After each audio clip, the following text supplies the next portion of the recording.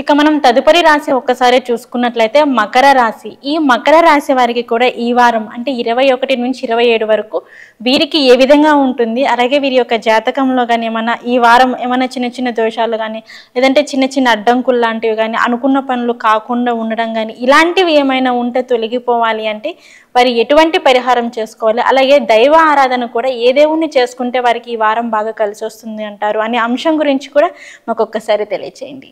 మకర రాశి వారికి ఈ వారం చాలా అనుకూలముగా ఉన్నది. అన్ని విధాలా బాగుంది. ఖర్చుకు తగినటువంటి ఆదాయము ఉండబోతూ ఉన్నది. ముఖ్యమైనటువంటి వ్యవహారాలన్నీ కూడా సకాలములో పూర్తి చేసుకోవడం జరుగుతుంది. చేపట్టినటువంటి పనులలో అవరోధాలు కలిగినప్పటికీ నిదానముగా వాటిని పూర్తి చేయడం లాంటి పనులు చేస్తారుగాక. ఆరోగ్య విషయాలలో శుభవార్తలు వింటారు. వాహన కొనుగోలు ప్రయత్నాలు అన్నీ కూడా మీకు సఫలీకృతం అవుతాయి.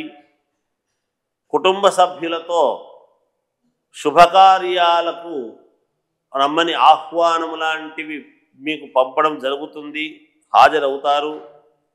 సమాజంలో ఉండేటువంటి పెద్దలతో మీరు ప్రశంసలు పొందడం లాంటివి జరుగుతాయి. బంధుమిత్రులతో సేవా కార్యక్రమాలు నిర్వహించి తీరుతారుగాక. వృత్తి ఉద్యోగాల్లో ఆశించినటువంటి స్థాన చలనాలు అనేటువంటివి ఉండబోతున్నాయి. విలువైనటువంటి గృహోపకరణాలు కొనుగోలు చేస్తారు. స్త్రీ సంబంధితమైనటువంటి సమస్యలు కలిగేటువంటి విధానముగా ఉన్నది, జాగ్రత్త వహించండి.